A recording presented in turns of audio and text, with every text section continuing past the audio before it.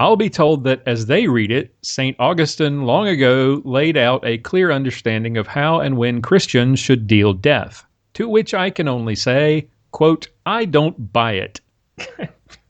Doesn't matter whether or not he buys it. It's not brighter than St. Augustine. That's right. I knew St. Augustine, and you ain't no St. Augustine. That's what my grandfather would say.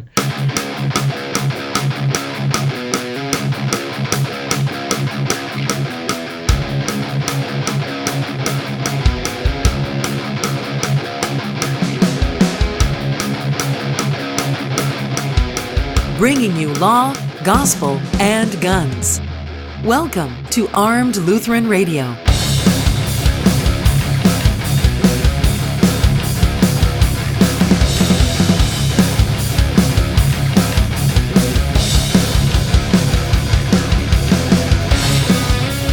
Welcome to Armed Lutheran Radio, a member of the Self-Defense Radio Network. I'm your host, Lloyd Bailey, the Armed Lutheran, and this is episode 53, brought to you by Cook's Holsters, American-made custom Kydex holsters with a lifetime warranty and a 100% satisfaction guarantee.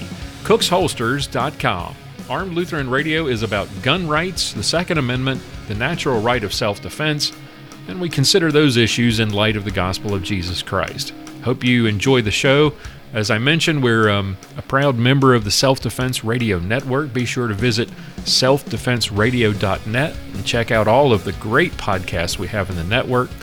Shows like Polite Society Podcast, Modern Self-Protection, Firearms Chat, Gun Freedom Radio. There's so many good shows out there.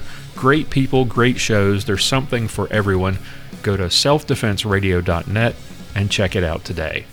We've got a fun show for you today, but before we get started, I do want to welcome our newest sponsor, Guns for Gals, a specialty firearms boutique in McKinney, Texas. You met Cassie and Patrick Coburn, the owners, in our Christmas wish list episode. Guns for Gals is dedicated to empowering women with information about firearms safety and equipping them with the means to protect themselves and their families in any way they choose. They're located at 2035 Central Circle, Suite 108 in McKinney, Texas. They're across from the Walmart. They are open Monday 1 to 6, Tuesday through Thursday 11 to 7. And weekends you can find them at one of the many gun shows around Texas, probably one near you. Call 469-322-0295 for more information or visit them at gunsforgals.com. If you stop by the store, tell them you heard about it on Armed Lutheran Radio. As we mentioned in a previous episode, women are the fastest growing segment of the gun ownership market. My wife had been nudging me to talk about women's issues related to guns on the show, and that, of course, led to the invitation and the addition of Mia Anstine as a new segment on the show. We're so fortunate to have her with us. I thought, why not have Mrs. Armed Lutheran on the show to share her story? From growing up with no exposure to guns, no guns in the home at all, to being a gun girl here in Texas, her experience, it's an interesting one. We've had a winding road from through nearly 24 years of marriage, and her experience shopping for guns recently is what prompted me to have her on the show. It's a story I think you might find interesting, especially for those of you who are thinking about buying a new gun, or for guys whose wives are not sure about having a gun in the home. It's a fun interview, and I think you'll enjoy it, and I think you'll find it informative. Plus, we've got great segments from Mia, from Aaron Israel with another self-defense tip, and a ballistic minute from Sergeant Bill. All of that is coming up right after this on Armed Lutheran Radio.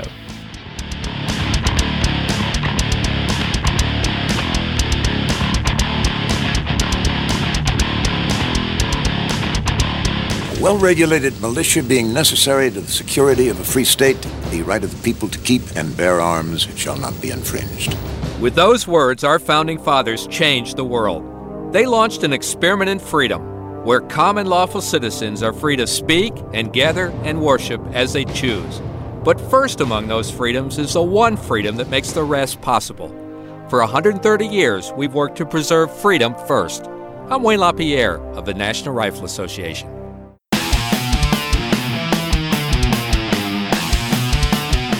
Welcome back to Armed Lutheran Radio. Have you made any plans for 2017? What are your plans for shooting this year? Stop by the feedback page and leave us a voice message, or send an email, or call us and leave a voicemail at 888-571-5552 and let us know what your plans are. Bill and I sent our plans for improvement over to Luke at Triangle Tactical for his end of the year show. Bill's plan was a little more, he planned to crush his opposition and to hear the weeping of their women. Mine was a little more subdued. I'm just hoping to improve in 2017. I mentioned this in the Christmas episode. I'm planning on doing a lot more training, a lot more practice. My goal is to get better in 2017. I've already gotten started. I'm back on my diet after blowing it for Thanksgiving and Christmas. I've got a weekly exercise plan, 3 days of dry fire a week, a day of live fire practice or a match. I'm hoping to pick up some more training this year. I got the bug from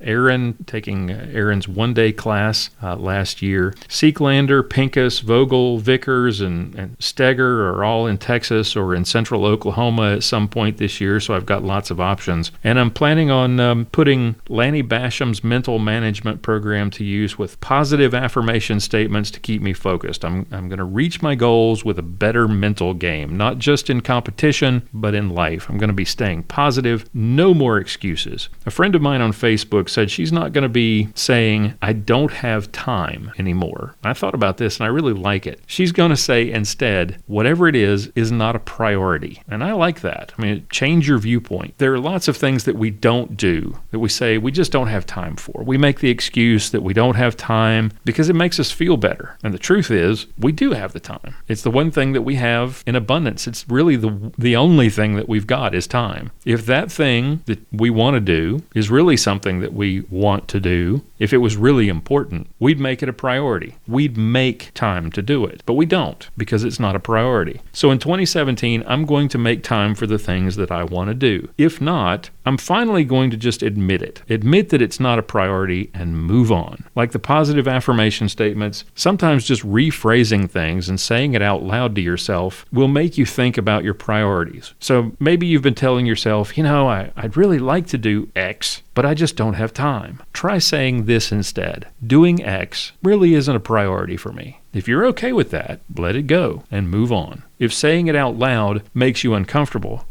or if you don't like the way that sounds, then maybe you need to make a change in your priorities and get it done. No more excuses. Now let's go out there in 2017 and make it happen.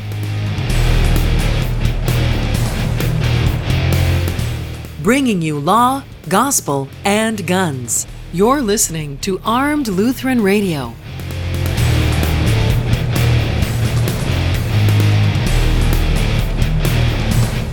AK pattern rifles are known for their rugged reliability in all types of conditions. The best AK pattern rifles come from the desert of Arizona. Lee Armory builds AK pattern rifles using premium imported parts. Lee Armory's enhanced receivers are properly heat treated with CNC drilled trunnion and scope mount holes, Tapco triggers, polished bolt carrier and hammer, receiver rails modeled after the Saiga design to prevent bolt carrier jump, and barrels made from 4150 vanadium steel nitrided to 1200 degrees to make them harder, more durable, and more accurate. Plus, they offer a limited lifetime warranty. The AK pattern rifle is legendary for its reliability. Lee Armory takes the AK and adds a whole new level of quality and customer service. Available at Copper Custom, Classic Firearms, Ames Surplus, and Elite Ordnance, or visit leearmory.us to see the entire line of Lee premium AK rifles, optics, and accessories. Lee Armory premium AK pattern rifles, born under the Red Star, perfected in Arizona. leearmory.us.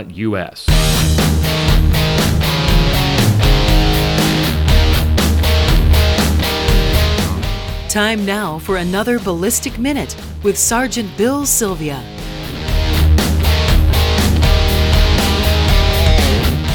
Hey, I'm Sergeant Bill, and this is your Ballistic Minute. Today we're going to talk about shooting faster. This minute is for TJ, Scott, or is it Bob, or is it Quick Draw? I don't even know what your name is anymore. And Billy. Okay, competition pistol shooting is a vision sport. You have to be able to see it before you can do it.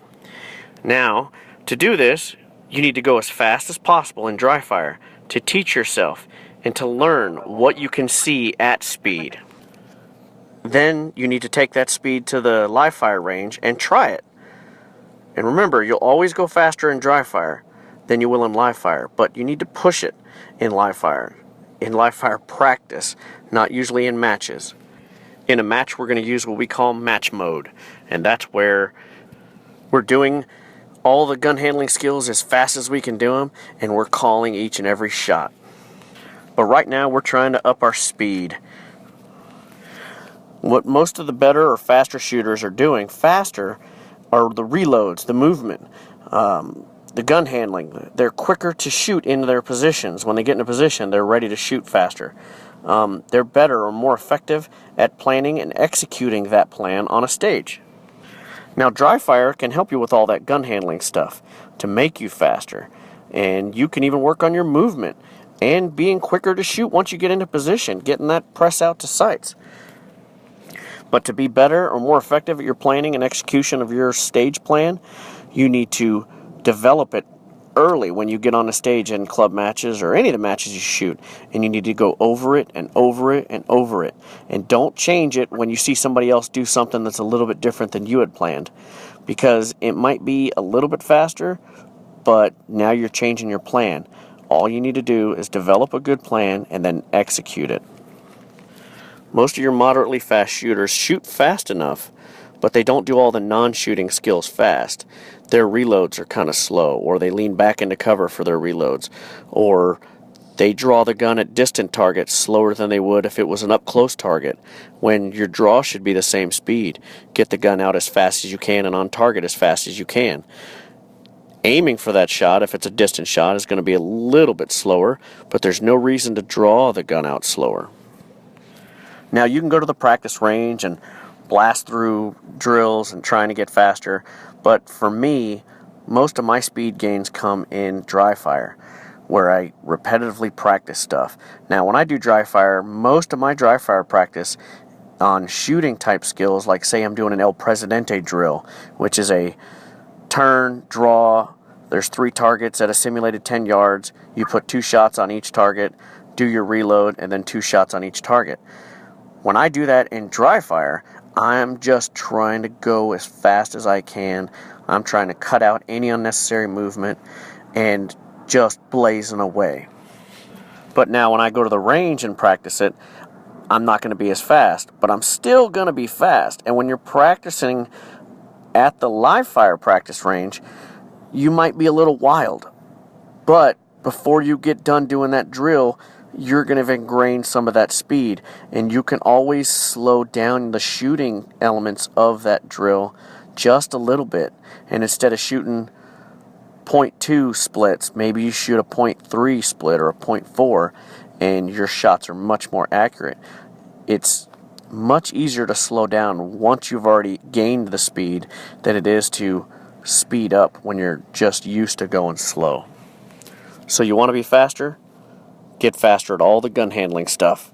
If you watch a video of somebody who's faster than you, and then you watch your video, you'll see that the things that they're doing consistently faster are the draws, are the reloads, are the movement to position, getting onto target and shooting once in that position and then exiting that position, not looking at their targets to see what they've hit. They're calling their shots, and then they're moving on to the next array. I'm Sergeant Bill, and this has been your Ballistic Minute.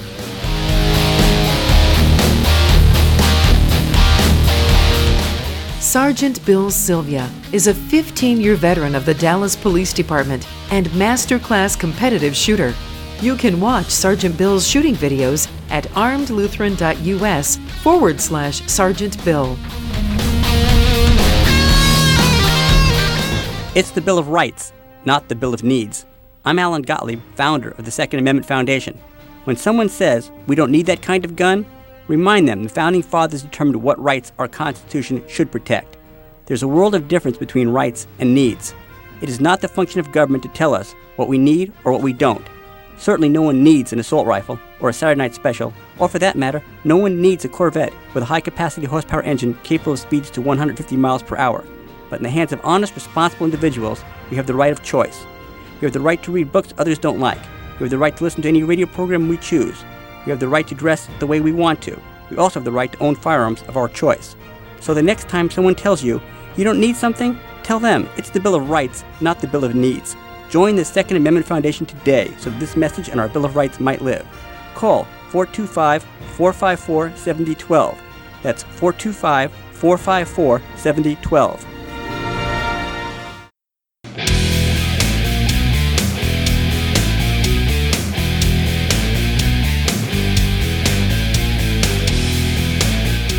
It's time for this week's self-defense tip from Aaron Israel of Fundamental Defense.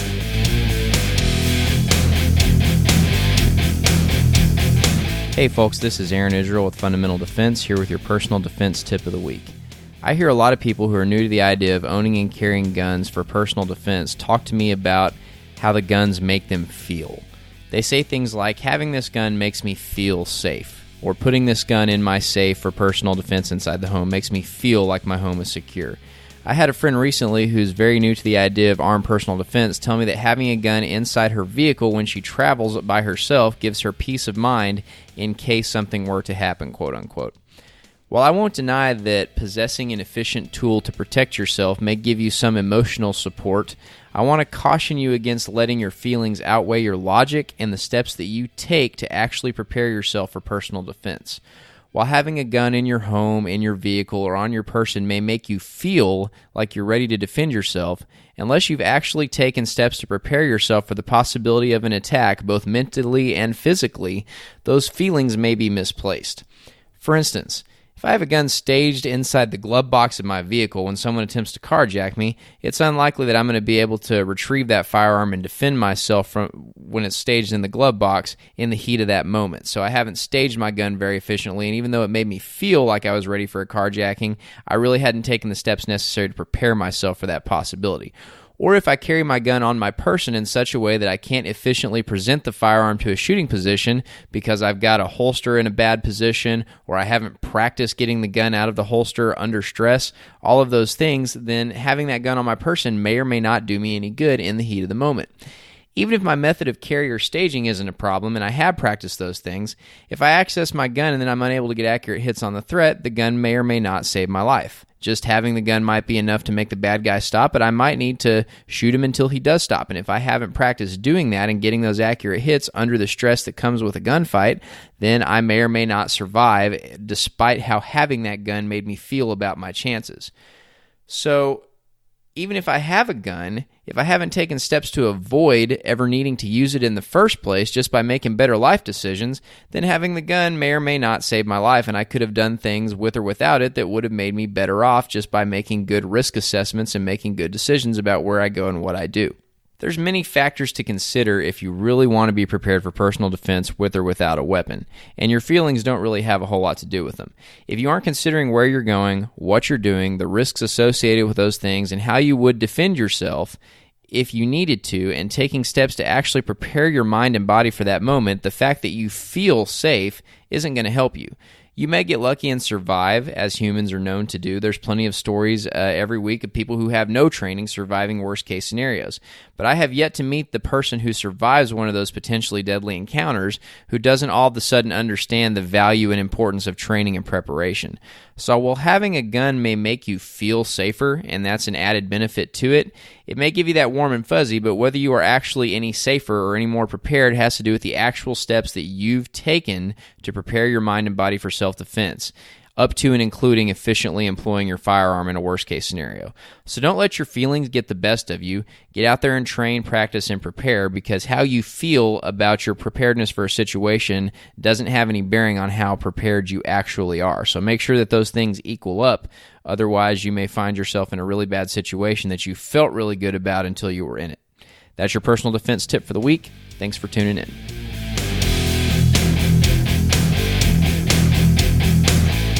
Aaron Israel is a Personal Defense Network contributor and owner of Fundamental Defense. You can find out more and sign up for any of Aaron's classes at fundamentaldefense.com. As many of you know, Sergeant Bill and I are competitive shooters. We're also reloaders. Bill helped me to get started last year, but I've still got a lot to learn. One thing I do know, though, you need a good source for supplies and components. So let me tell you about U.S. Reloading Supply. Yeah, there are bigger suppliers out there, but what sets U.S. Reloading Supply apart from the rest is their dedication to customer satisfaction. Check them out at usreloadingsupply.com. They carry the top name brands like Starline, Rainier, Barry's, Remington, Spear, and Hornady. If you've got a special order like primers and powder that you don't see on their website, give them a call for a quote. I did and got a great price. Excellent customer service, fast delivery, prices that include shipping, and a promise to match or beat any retailer's price, including shipping. Call them today, 941-451-7357, or visit them today at usreloadingsupply.com and use the promo code Lutheran2017 to save 10% off your order. usreloadingsupply.com.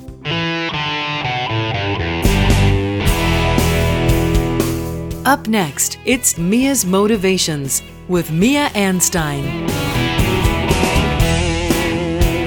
Just about everyone I know is on social media nowadays, and many of you probably use the blue and white themed one, which I refer to as the FUB or the FB. Do you ever look at that one and on the left side on the column there's a on this day category on that platform? I looked at it recently and a story that I had shared on my Mia's Motivations website popped up from a while back. And not long ago, I had told you all about why I got my own concealed carry permit. Well, this story that appeared, it also has to do with that. It's a story of the possibility of having to use the skills I had learned in that class. So let me share that with you today. I thought I was going to actually have to use my concealed carry today. Here is the situation.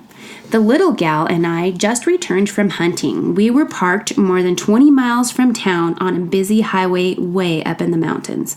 We had just loaded our horses into the trailer and gotten into our pickup. The little gal and I sat in the truck a minute to warm up, and then we saw an unmarked white minivan with no plates pull up, and it parked right in front of us. Two men sat in their vehicle and they waited several minutes as a trooper ticketed someone else on the other side of the highway. After the trooper had pulled away, the men got out of the van and they approached our truck. I thought the situation was very strange, so I prepared. I mentally rehearsed pulling my pistol. The little gal, she knew, and without me telling her, she immediately locked her door. I took out my cell phone, and as the two headed in our direction, I took a picture of them and of their vehicle. I pressed send and texted just the pictures to an officer friend of mine. The little gal asked me what I was doing and why did I do that. I explained it probably wasn't the best picture, but at least if something happens, someone is going to know who to look for. The two continued to make their way, and they came to my side of the truck. One man was on a cell phone and the other waved hello. I cracked my window about an inch, which is probably not what you're supposed to do if you ask a professional. I asked what they needed. The man said they had broken down and asked if I could drive them to town to get transmission fluid. I declined, lying to them that we were waiting for my husband and a friend who were hunting. But I told them I would call for help. I immediately pressed one button and I phoned my officer friend who is on speed dial. I gave him a description of what was going on and a location. He immediately called dispatch to send an officer. I told the strangers help was on the way. The little gal and I watched as they walked back to their vehicle, and once they were in it, I put our truck in gear and we left. In the end, there was no immediate threat, so the concealed carry remained attached to my belt. So, what would you have done in this situation? Husbands, what would your wife have done? Would your child know what to do as well? Do you have a concealed carry? Would you have mentally rehearsed using it if your daughter's life were in danger? Would you have just brandished your pistol without just cause? Would you have spoken to the men? Would you have sped off? We were in a 1-ton pickup truck with a loaded horse trailer attached, so speeding off was not an option. Would you have taken their picture and texted it to somebody? Also, would you be prepared for the consequences if you had to use the concealed carry gun? I surprised myself at how calm I was. It is because I have rehearsed this situation quite a bit. Sure, not maybe this exact one, but I rehearse continually. And I've taken my pistol courses, and I've practiced pulling the gun, and I'm fully aware of the consequences of using it.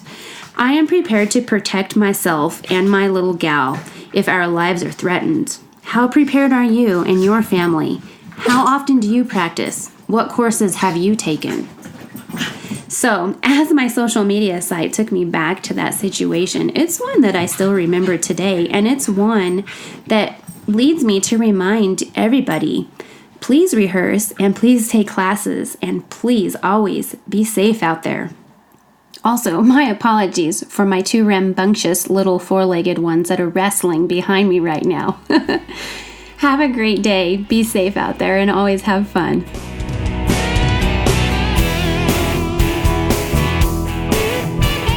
You can read more from Mia and watch her YouTube videos at miaanstine.com. If you carry a gun for personal protection, it's imperative that you get a good holster. When I started out, I had no idea what that meant, and I went through a bunch of really bad holsters. Then I found Cook's Holsters at cooksholsters.com. Cook's Holsters are custom made to fit your specific firearm. Available in lots of colors, including custom printed Kydex. Cook's Holsters are made in the USA and the great state of Georgia and come with a lifetime warranty against defects and a 100% satisfaction guarantee. Visit www.cooksholsters.com and use the promo code ARMEDPODCAST and get a 15% discount off everything in the store. You put a lot of time and money into the firearm you choose to carry for personal protection. Carry it in the best holster. cooksholsters.com.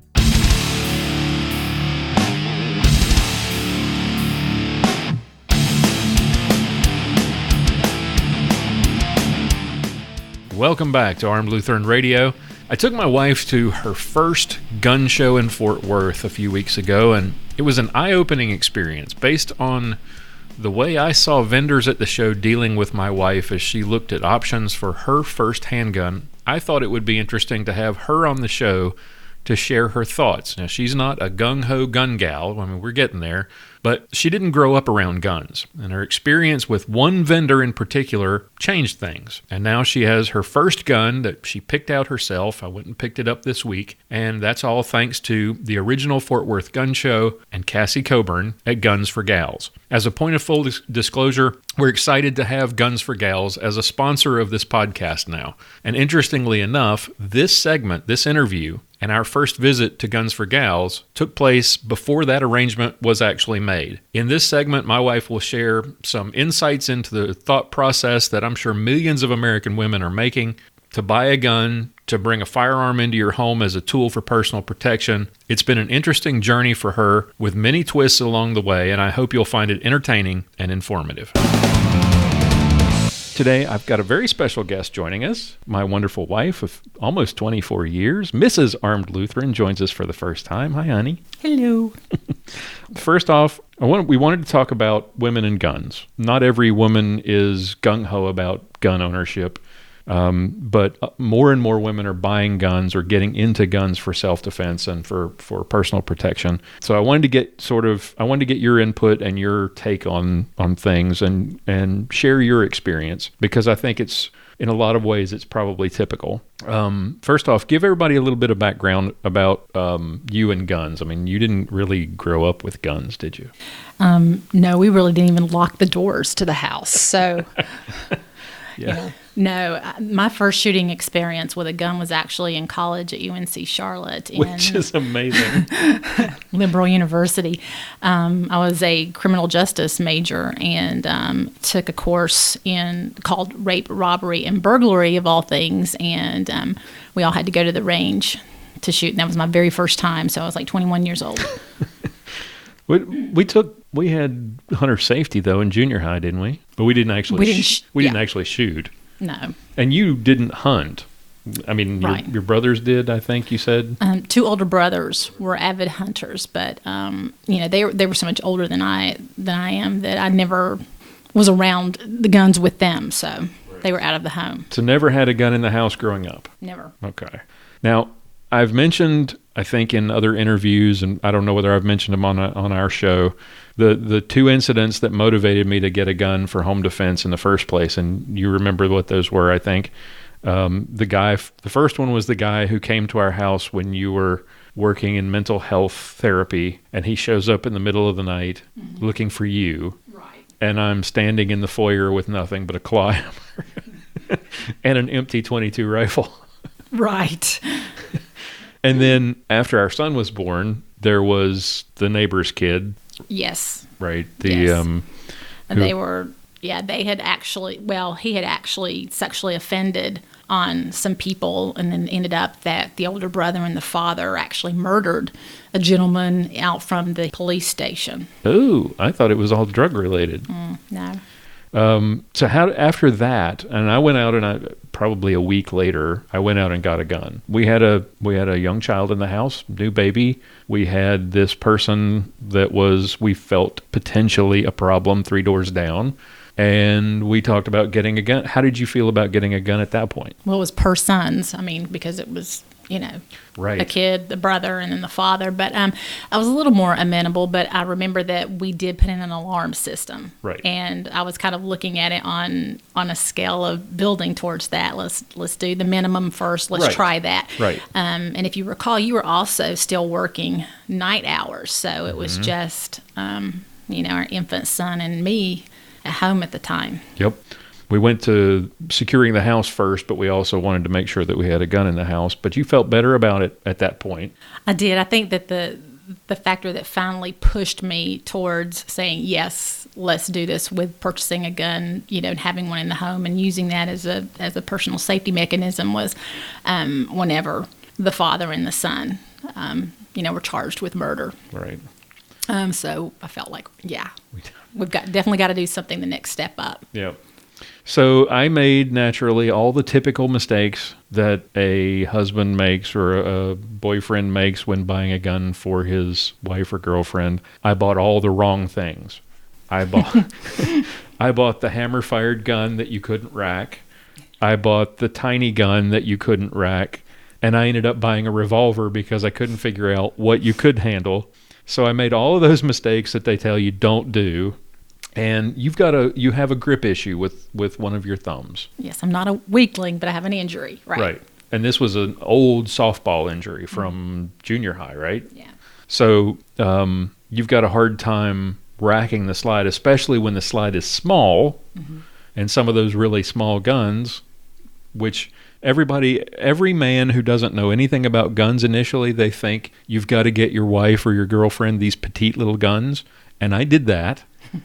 And what made it worse is you have this thumb problem where you can't, even with a full-size slide, you have an issue. You can't completely close the thumb down. Right. So I had a hard time teaching you how to rack the slide properly because I really didn't know how to teach you.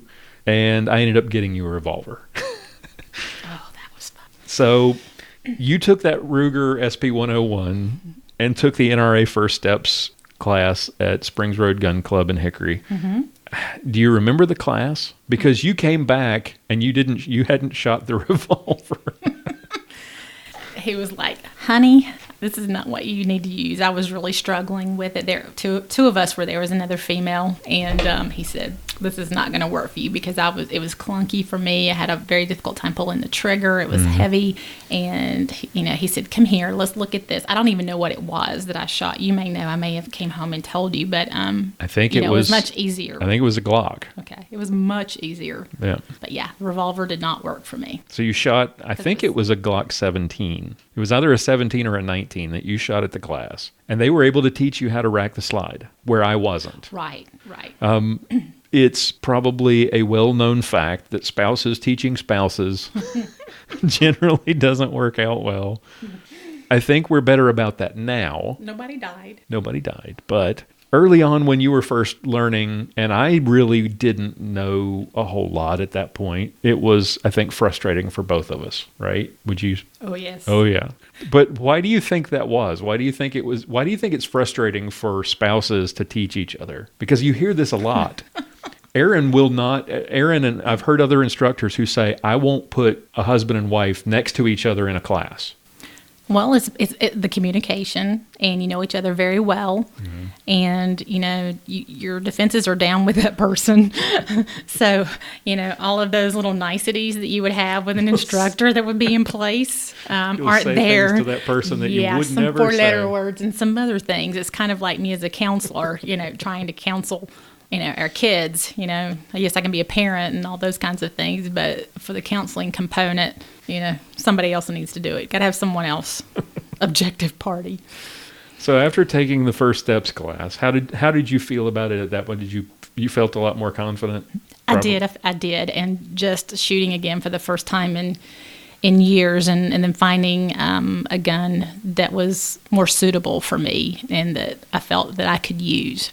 And you proved that in 2013, which I think was, probably 2 years later, 2 years after you took the class, yes. When I got the job here in Texas, and because you and our son were finishing up the school year in North Carolina, and we decided to wait it out till the end of the first semester, get to Christmas, and then all of us moved. But I had to go ahead and move, and I was here in Texas, and we had...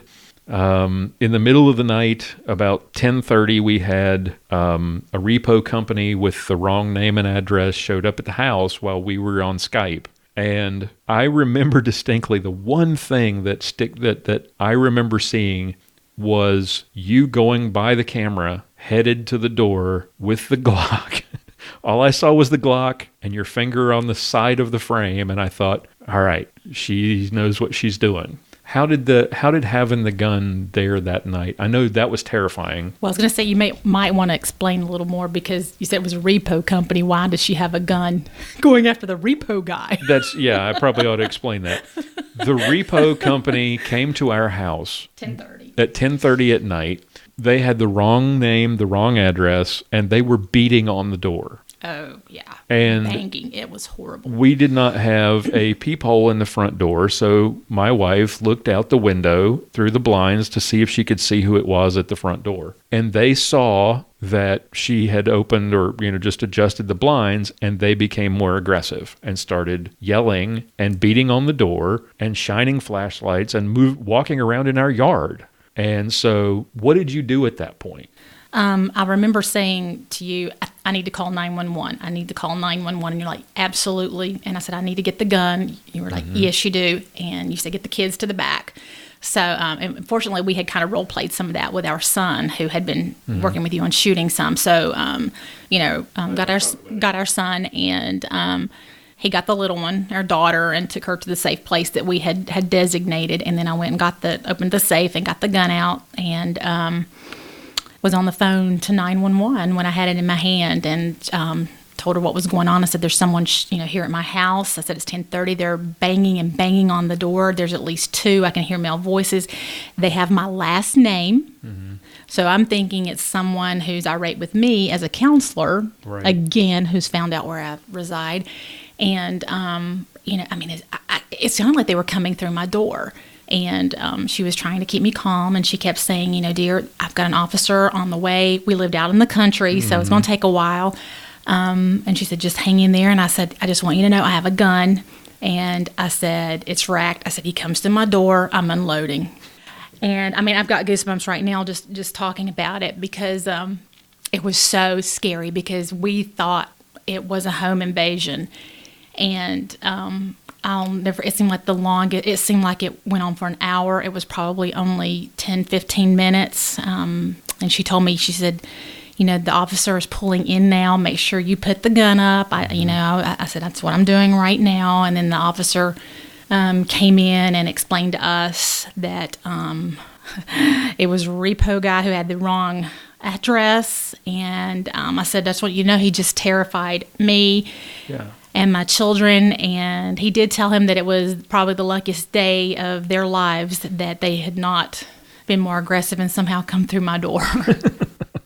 Just to explain, we had no idea who these people were until after the police arrived and found out who they were and reported to my wife who they were. We thought, like you said, this was some home invasion or somebody that was angry with you from, dealing with kids or some counseling issue. So we had no idea. I was really proud of the way you handled that. I was scared to death because I couldn't do anything. I was 1,000 miles away, literally 1,000 miles away. And all I could do was watch on this little 8-inch screen and listen and hope everything turned out well. I do want to say, though, that to this day, and it's been 3 years, our daughter still talks about it and talks about the bad men that came to our house. Yeah.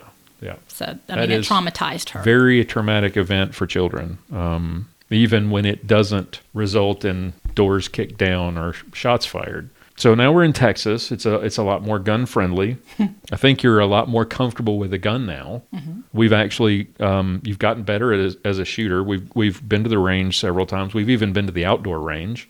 We did have our alarm mistakenly go off one night. Do you recall that? That's another incident, yeah. And we got to practice. How long had we been in the house? Not very long. Like a month, and we had a false alarm.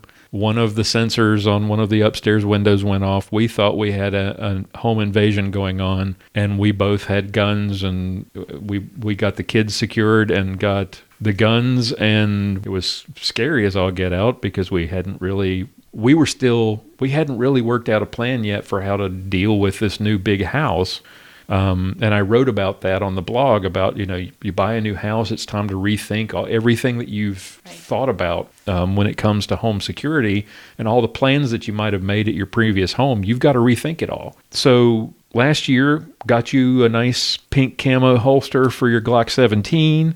You've been out to the range and drawing from a holster. How was that first time? That was pretty cool. I was really impressed at how well you did. Thank you. It was so much fun.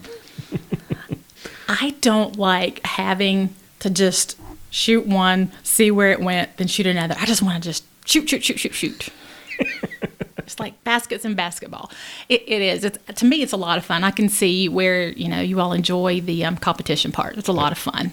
Well, Sergeant Bill thinks that the next step for you is to get you out there competing with us. So. Oh, I'm very competitive. So Mrs. Armed Lutheran and Mrs. Sergeant Bill on the range at the same time should be interesting. You work in the local schools. Do you have friends who have guns? I can't think of anyone who doesn't have one, and that's females included. Do they talk about it? It's, it's part of the culture here. And women, and in North Carolina, the area that we were in, we had females who did hunt. Right.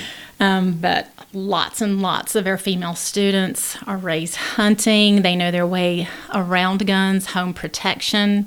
And the area that we're in too, our homes are all on top of each other. So you end up knowing your neighbors. But, they all own a firearm, and they've all been through concealed carry. And it's not, if you were to look at them, you would think, wow, they're very feminine, very girly and whatnot. But boy, they know their way around a gun. And their kids do too. And very much respect it, that it's not something that's left out. Their kids are trained and from very early on how to use one safely. So what's you haven't been really gung-ho or really hot to get a permit yet. We're getting there. Mm-hmm. What's your view of concealed carry now that I've been carrying for a few years and we're here in Texas where, like you said, everybody carries? I'm more comfortable with the idea here in Texas because of the laws. My hang-up in North Carolina is because the laws were different. Me being in the school system, you cannot pull up into the parking lot. You can't get within 1,000 feet. With a gun in your car. Mm-hmm. If you're found with that, you're immediately arrested. Do you see the need to carry now for yourself? I mean, you're out more with the kids, and it's a bigger area. There's a lot more, especially if you get a little further south of us. Not very far south. 10 or 12 miles south of us. It gets a lot busier and there's a lot more people. It's a lot more diverse. Do you see more of a need for carrying a gun compared to where we were back in North Carolina, or? I do see a need. I think it's the areas that you go into, but ironically, at least contained within this area that we live in, I feel safer, even if I did not have a weapon, only because it's such a close-knit community and everybody has everyone else's back. So if I didn't have a gun, somebody else would. I mean, it's just a very protective, it's like Mayberry. It honestly is Mayberry with guns. I mean, it's just, and I jokingly say that. It's not like that, but I'm just saying that people are very protective. Once you're in the community, they're going to look after you. But yes, absolutely, depending on where I'm going, especially the more populated areas. All right, so we went to the gun show in Fort Worth a couple of weeks ago, and that was your first gun show, first time ever. Was that fun? Well, I mean, what did you think? It was. I went into it with an open mind because I had no idea.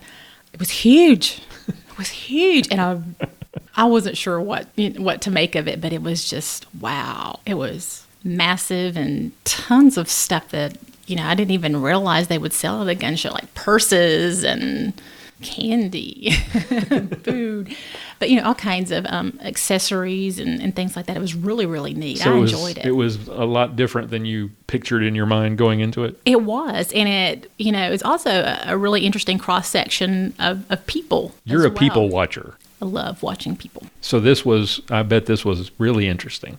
It was, because you saw, I don't like stereotyping people, but you would see people who look like they might be an avid hunter or someone who was like to go out and shoot regularly and that kind of thing, and then you'd have these very dainty women, with their makeup on and their hair done and their designer clothes, coming in through there. So it was really interesting. I was just like, wow. It was all welcome to Texas. Exactly, and it's the great thing is, and it's like this in North Carolina too. Although maybe some of the socioeconomic stuff is different, but you get all different races and all different ages.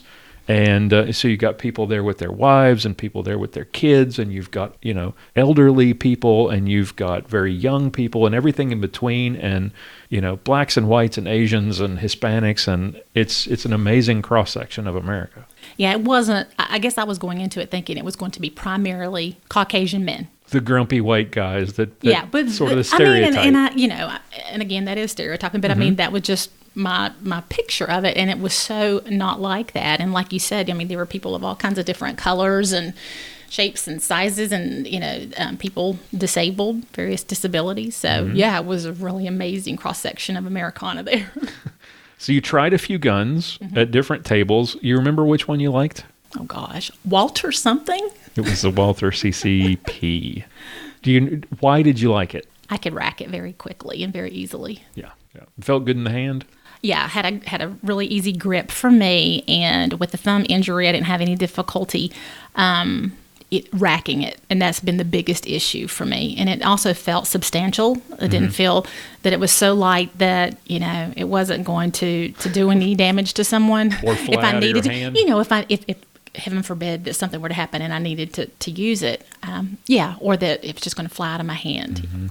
Did going to the show and actually getting a chance to, because we've talked about getting you a gun and I've suggested things. It's one thing talking about it, and it's another thing finally getting to actually put your hands on them and touch them and feel how it, how substantial they are, how the grip feels, how you're able to rack them or not.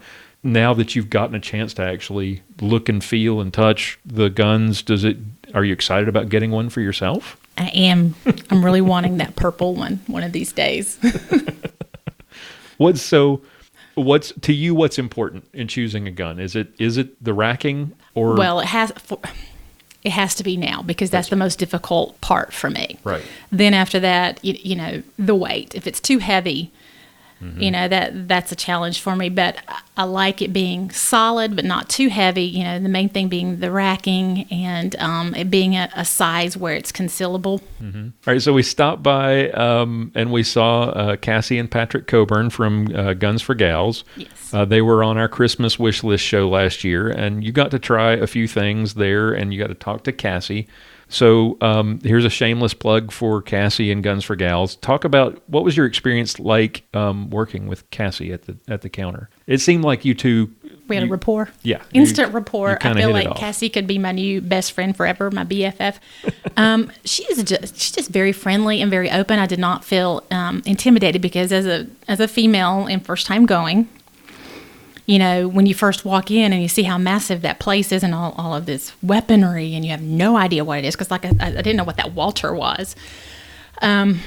Yeah, I mean, it's intimidating, and then, you feel like you're going to be treated like you're an idiot. Mm. Yeah, I mean, right. You don't know this stuff, and that somebody's going to be condescending to you, and I don't like that. I don't like that at all. And she's just like, hey, what are you looking for? What do you like? And I'm like, really? And I was honest. I don't know, Lloyd, what do I want? What do I need? And she's like, oh, let me fix you up. And just very friendly. Mm-hmm. I didn't feel intimidated at all. I didn't feel any pressure to purchase right there on the spot. And again, this is not me trying to say, hey, go and, push sales for them. But as a female, it was just very welcoming, and it was great. My mom was with me. And I could tell my mom was a little bit intimidated being in there, and she even actually came over and tried one of the guns too. And I think that was the only place that she did. Yeah. So when Cassie was on the show, she talked about her experience in trying to buy a gun for herself, and how she was treated by salespeople, male salespeople particularly. Right. It's one thing to hear somebody like Cassie talk about that, but I actually saw it in action when we were there. I behaved. No, I know. But guys, pay attention to this, because this is important. You've got an issue, as we've talked about. You have an issue with your thumb that makes racking the slide difficult. This is not a strength issue. How did Cassie handle that when we talked to her? She was like, oh, I understand. And actually, she has had an injury, too, of some sort. And we were kind of comparing notes on that. And she was saying what a difficult time she had. And she was making recommendations on the guns that might make it somewhat easier for me to rack the slide. She wasn't trying to change my technique, trying to show me, oh, well, you're just doing that all wrong because you're a girl, that kind of thing. Right. Trying to look at options that might work better for me as far as the equipment. So we stopped at another table before we left, and we looked at a couple of things just to confirm, because I thought of another gun as we were on the way out the door and wanted to compare it to the Walther. And there was a male salesperson at this table. What was different about that experience? Well, I want to preface it with saying he was nice. He was very nice. He was nice. But I got it's the little lady, the first time. She doesn't know what she's talking about. It's all in her technique. And let me hear, this is how you need to be doing it, honey, kind of thing. Mm-hmm. And I immediately went into, oh, no, he didn't. I will not purchase again. I'm sorry. That's the oppositional defiance side in me. And it just immediately, I just shut down because, and he was not meaning to treat me that way. But he did. I felt it was condescending, and it kind of fed into that fear when I first walked in of being treated like you don't know what you're talking about. And I don't. But don't reinforce that. Right. Help me here, but don't talk down to me. So, yeah. Yep. So immediately you could see the look. It was the shut down. I'm ready to move on. Let's go, dear. So I was left there with a gun in my hand, and he was like, yeah, thanks. Have a nice day. Sorry. So, as a woman newly interested in getting a gun for yourself for concealed carry, what advice would you give a gun seller, especially if it's a male, if it's a company that has, male attendants or salespeople behind the counter, in dealing with female customers? What advice would you give them? I think asking more questions rather than giving advice and suggestions. Right. Do you know kind of what you're looking for? Have you shot before?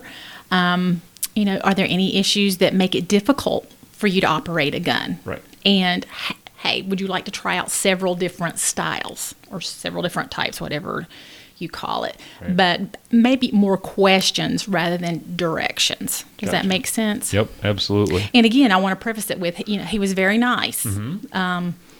Yep. But that really just turned me off. I actually saw it, and the first thing I thought about was that conversation with Cassie. And I didn't, you hear somebody say this, and you've never really seen it, but I saw what that interaction between you and this gentleman, it was immediately, and seeing your reaction to it, it was obvious. What was my reaction? It was exactly as you described it. Your interest in continuing to discuss any further with this person immediately stopped. And it was obvious. By what? What did I do that? Your demeanor changed. It was just like, okay, I'm done talking here. Time to go. And off we went. Oh, the door slam. The door slam, yes. the mental door slam, where it's just obvious that, yep, all right, we're done here. And off we go. Sorry. All right, so what's next for you in terms of guns? How has all this experience changed you? I need to get my concealed carry. Yes.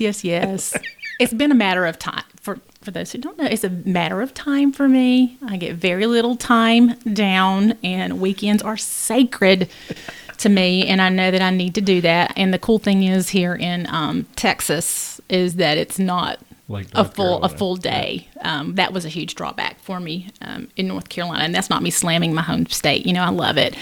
So I need to do that, and I need to get with a couple of our neighbors, see if I can get some more gals along to do that. But yes, that needs to be my goal within 6 months. Again, in North Carolina, my issue was I was terrified of forgetting the gun because I'm forgetful. Yes. And that was my fear, being out somewhere and leaving it. Now, here in Texas, I can leave it in my glove compartment. Mm-hmm. I just can't carry it on site. So it's, for me, that's a much easier thing to do. Right. So. All right, sweetheart. Thank you so much for taking the time and coming on the show. You're my first live guest. It's the first time I've had a live guest on the show and actually been across the table interviewing somebody instead of on the phone or on Skype. I'm so thankful to not be your dead guest.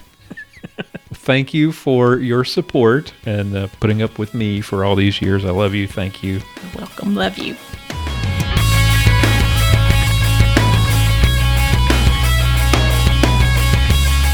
And that's going to wrap it up for this week. Thank you to my wonderful cast of co-hosts, Sergeant Bill Silvia, Aaron Israel, and Mia Anstine. And a special thank you to our guest today, my wife, Mrs. Armed Lutheran, for joining us for the very first time. And thank you, dear listener, for joining us, for downloading and subscribing to the podcast. I hope you enjoyed it. I hope you'll stop by the feedback page and leave us a message, leave us an email, a voicemail, or send us a voice message. We'd love to hear from you. I hope you'll join us again next week for episode 54. Until then, keep shooting, keep praying.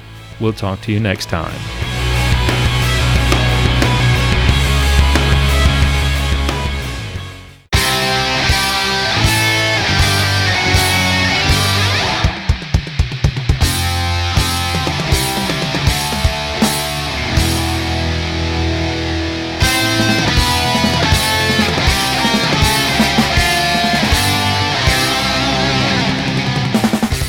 Thank you for listening to this episode of Armed Lutheran Radio.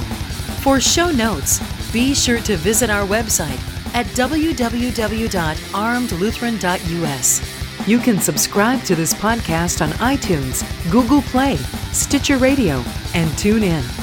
This podcast is made possible by Cook's Holsters and contributions from listeners like you.